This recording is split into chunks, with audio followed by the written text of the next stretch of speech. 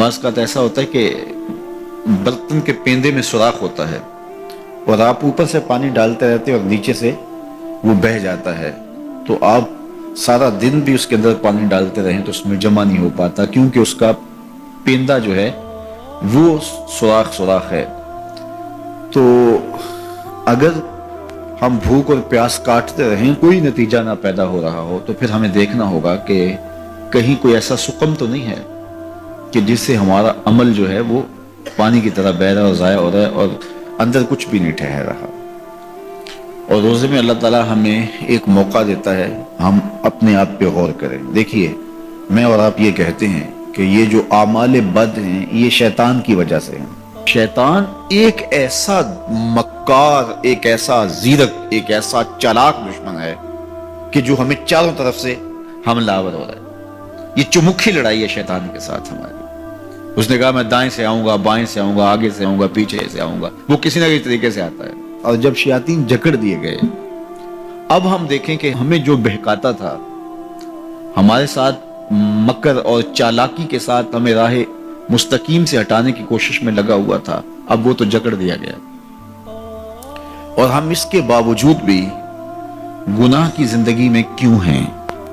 یہ میرے لیے اور آپ کے لیے ایک سوچنے کی بات ہے کہ جو چیز ہمارے بہکاوے کا سبب تھی وہ تو اب نہیں رہی، وہ تو جکڑ دی گئی، اور یہ پکی اور طے شدہ بات ہے کہ وہ واقعتاً جکڑ دیا گیا۔ تو اب ہم اس کے باوجود کیوں گناہوں بھری زندگی بسر کرتے ہیں؟ تو ایک ہمارے لیے یہ سوچنے کا موقع ہے، کیا شیطان کی مسلسل صحبت کے نتیجے میں کہیں ہم خود ہی شیطان صفت تو نہیں ہو گئے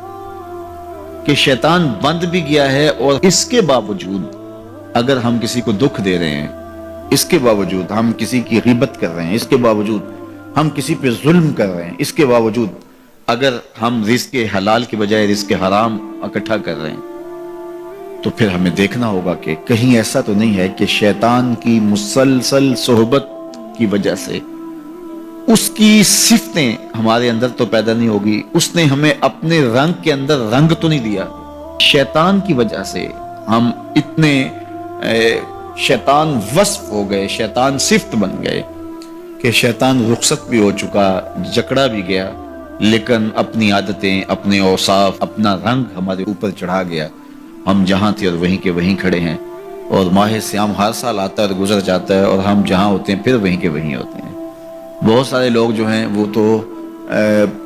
پانچ گانہ نماز بھی پڑھنے لگ جاتے ہیں، لیکن رمضان المبارک کے بعد عید کے دن بھی فجر کی نماز چھوڑ دیتے ہیں، اور پھر اس کے بعد نمازوں کا تسلسل۔ تو اس کی مثال بیان فرمائی کہ اس خاتون کی طرح جو سارا دن سوت کاٹتی تھی اور شام کو اپنے ہاتھ سے اس کاتے ہوئے سوت کو توڑ دیتی تھی۔ تو قرآن نے کہا تم اس عورت کی طرح نہ ہو جاؤ جو اپنے ہاتھ سے کاٹتی ہے اور پھر شام کو اس کو توڑ کے ریزہ ریزہ کر دیتی ہے۔ تو جو بھی نصیب ہو، تھوڑا نصیب ہو، لیکن اگر پیندے میں سوراخ نہیں ہے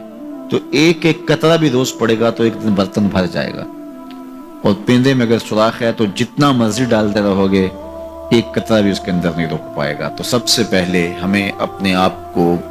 محفوظ کرنا ہوگا، وہ برائی کے راستے بند کرنے ہوں گے، اور اپنے من کی صفائی اور ستھرائی کے لیے کوشاں ہونا پڑے گا۔ تو یہ رمضان ہمیں سکھاتا ہے، ماہ سیام ہمیں بتاتا ہے کہ ہم کس طرح اپنے آپ کو بچا سکتے ہیں۔